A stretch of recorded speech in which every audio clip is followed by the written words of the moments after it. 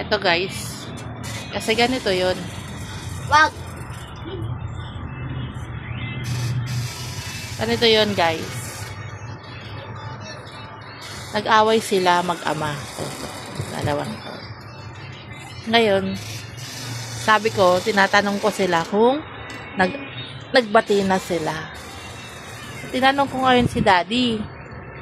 Nag-sorry na ba si Nunay? Hindi pa. Ay, hindi pa daw. O, anong gagawin? Anong Sorry gagawin? na. Huwag ka na magalit. Ewi. Ano, napapatawad mo na ba yung anak mo? Ha? Parang seryoso eh. Ay, para daw hindi seryoso. Paano ba mag-sorry? Sorry na. Huwag ka na magalit. Ewi.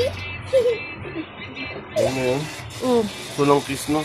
Ay, walang kiss. Wala daw kiss. Wala daw kiss. Sorry na. Huwag ka na magalit. Ewi.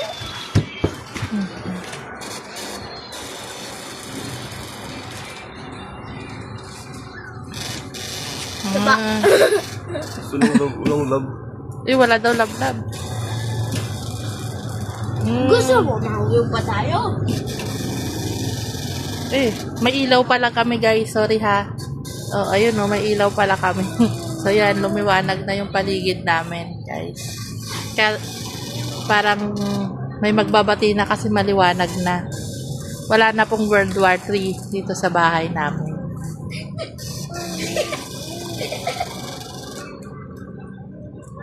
So, Awan na yan!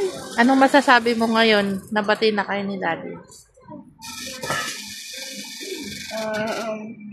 May magbibili na ulit ng mga request kong mamahalin.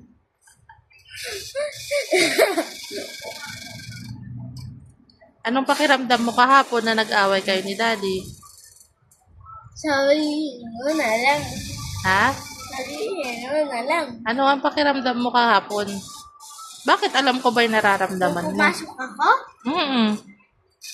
Na hindi ka niya hinatid.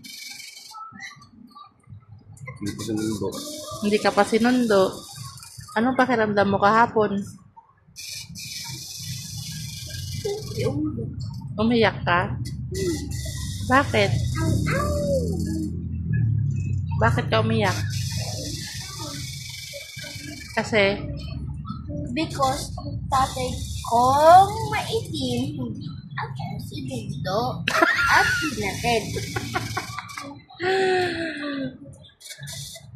tapos, anong naramdaman mo? Naiyak nga. Naiyak ka? Malungkot ka? Siyempre. Baby. Ikaw, Daddy, anong pakiramdam mo? Tutuwa.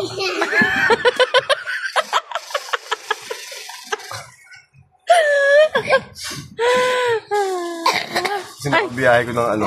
Kasi nakabiyahe ko ng 10 to 1.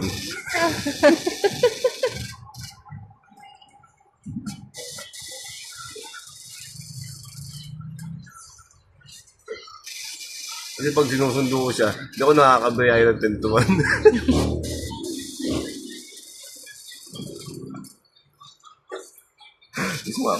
Hindi ko na sandali. Ay, ayun na naman, May. O, anong gagawin natin ngayon? Ewan mo pa yung cellphone niya, ha? Okay. Lablab mo na ako. Ayun mo. Ay, aray ka na mawurot. Aray.